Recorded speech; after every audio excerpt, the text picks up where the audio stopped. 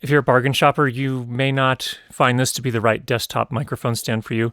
You're dismissed. We'll catch you on the next one where we talk about more budget options.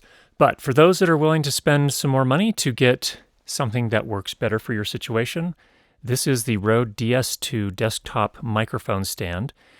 Now, the problem with most, especially the affordable, very affordable desktop mic stands, is that their primary vertical shaft is in the center of the base, and they can tip over pretty easily, especially with heavier mics and shock mounts like I have here with the RODE NT1 5th generation.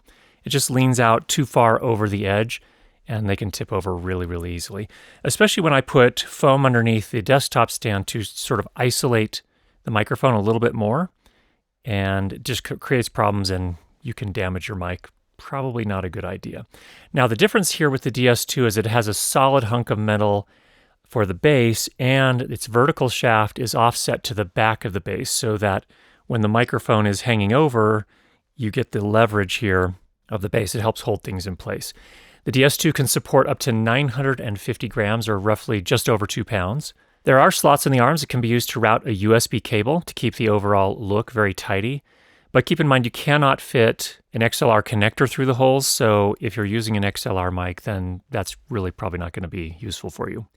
For some mics, you will need a 3/8 inch to 5/8 inch adapter, but here in the US, most microphones come with that, including pretty much all of the RODE microphones.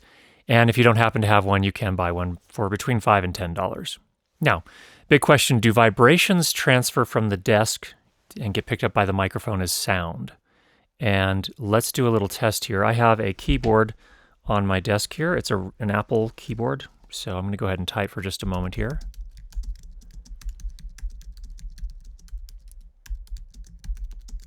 Now note that this microphone's desk stand does have a big rubber ring on the bottom, which is really nice. It keeps it from slipping around. It also provides a little bit of isolation, but you can hear that some of that transfer does come through still as sound, so just keep that in mind and take that into account. It's not going to completely eliminate all of the desktop sound. Here's a couple taps on the desk just so you can hear what that sounds like.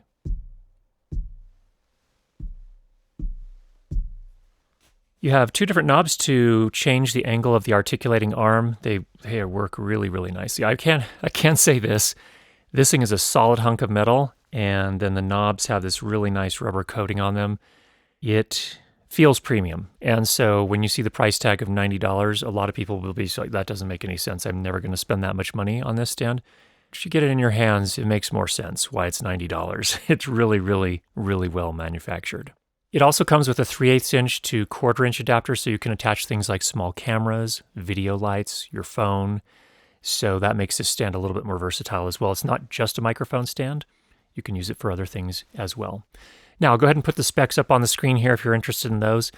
I want to give my heartfelt thanks to RODE for one decision that they made here very importantly, in addition to this being, I think, a really nice premium buy once in your lifetime kind of microphone stand for your desk. They put the branding on here in very subtle dark black. On some of their previous arms, their PSA 1 Plus, for example, they emblazoned RODE in this high contrast. It almost felt like a Formula One or, maybe NASCAR type of situation with a sponsor on it. This is very subtle. Thank you, RODE, for doing that. Hope that was helpful for you. Get out there, make some great sound. We'll talk to you again next time.